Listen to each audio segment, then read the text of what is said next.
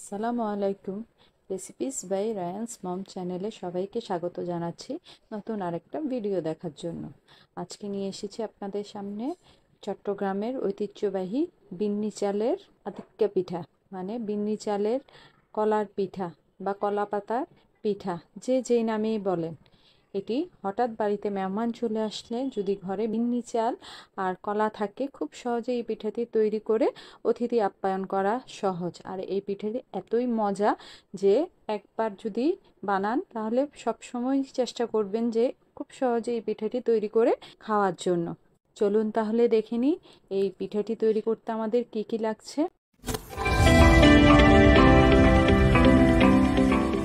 এখানে আমি লাল বিন্নি চালটা নিয়েছি। আমি এই চালটা আধা ঘন্টা আগেই ভালো করে ধুয়ে ভিজিয়ে রেখেছিলাম, এখন পানি ঝরিয়ে নিয়েছি।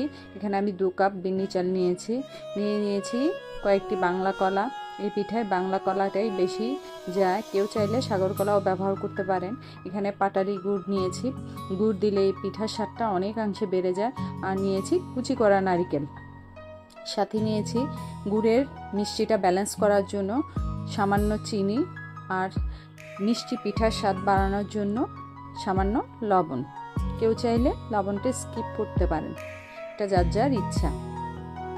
আমি এখন একটি মিক্সিং বলে প্রথমে কলাগুলো ছিলে হাতে কষলে নিব।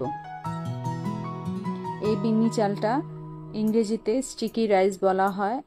আগে শুধু দক্ষিণাঞ্চলে চট্টগ্রাম বা চট্টগ্রাম পার্বত্য অঞ্চলে বা সিলেটের কিছু অঞ্চলে এই বিন্নি চালটা পাওয়া যেত। এখন খুব সহজেই আমরা যে কোনো সুপার শপ থেকে এই বিন্নি চালটা কিনে এই পিঠাটা তৈরি করে নিতে পারি। আমি কলাগুলো ভালো করে কষলে নিচ্ছি, আর বাংলা কলার ভিতরে যেহেতু বিচি থাকে তাই ভিতরের বিচিগুলোও ফেলে দিচ্ছি। একে একে আমি সব কিছু এই কলার মিশ্রণটির সাথে মিশিয়ে দেব। আমি প্রথমেই দিয়ে দিচ্ছি সামান্য চিনি। চিনিটা গুড়ের মিষ্টিটাকে ব্যালেন্স করবে, তাই চিনিটা দিয়েছি। এখন দিয়ে দিচ্ছি পাটালি গুড়। কেউ চাইলে সম্পূর্ণ চিনি দিয়েও এই পিঠাটি তৈরি করতে পারেন, তবে গুড় দিলে এই পিঠার স্বাদ অনেকাংশে বেড়ে যায়। আর কুচানো নারিকেলটা দিলে মুখে যখন কামড়ের সাথে সাথে নারিকেল পড়ে তখন অনেক ভালো লাগে, তাই আমি কুচানো নারিকেলটাই ব্যবহার করি। কেউ চাইলে কুচি করা বা কোরানো নারিকেলটাও ব্যবহার করতে পারেন। আমাদের ভিডিওটি যদি আপনাদের ভালো লেগে থাকে অবশ্যই আমাদের চ্যানেলটাকে সাবস্ক্রাইব করে আমাদের পাশে থাকবেন এবং আমাদের ভিডিওগুলো বেশি বেশি করে শেয়ার করবেন। এখন আমি বিন্নি চালটা মিশিয়ে দিচ্ছি কলার মিশ্রণটির সাথে। আমি এখানে লাল বিন্নি চালটা নিয়েছি কারণ লাল বিন্নি চালটা একটু মিষ্টি লাগে সাদা বিন্নি চালের তুলনায়, সুস্বাদু। এখন দিয়ে দিচ্ছি 1 চিমটি লবণ, এটা মিষ্টি খাবারকে ব্যালেন্সড করে।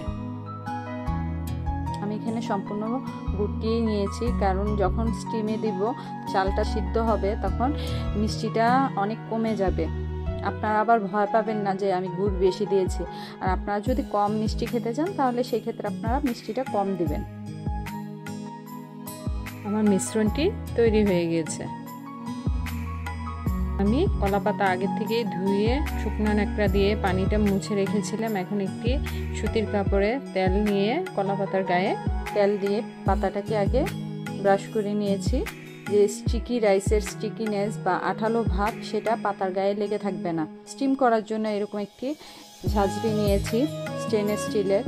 আমি একে একে মিশ্রণটি কলা পাতায় দিব এবং মুড়িয়ে নিব, তবে বেশি পরিমাণে দেওয়া যাবে না, এতে করে আমরা যখন স্টিমে দিব স্টিকি রাইসটা হতে একটু সময় লাগবে, মানে বিন্নি চালটা। সেক্ষেত্রে অল্প করে দিলে এটা যখন ফুলবে তখন বেশি মোটা লাগবে না, সুন্দর দেখাবে। আপনারাও এই পিঠাটি বাসায় তৈরি করে খেয়ে আমাদেরকে কমেন্টের মাধ্যমে জানাবেন আসলে পিঠাটির টেস্ট কেমন লেগেছে। আপনাদের কমেন্ট আমাদেরকে নতুন নতুন ভিডিও তৈরি করার জন্য উৎসাহ যোগায়। ভালো লাগলে অবশ্যই আমাদের ফ্রেন্ডস এবং ফ্যামিলিদের সাথে এই ভিডিওটি শেয়ার করবেন, আর সাবস্ক্রাইব করে পাশে থাকা বেল বাটনটি অন করে দিবেন, এতে করে আমাদের পরবর্তী ভিডিওর নোটিফিকেশন সবার আগে আপনাদের কাছে পৌঁছে যাবে। আমাদের চট্টগ্রাম অঞ্চলে এই পিঠাটি খুবই জনপ্রিয় একটি খাবার। কারণ ওই অঞ্চলেই এই চালটা বেশি হয়ে থাকে।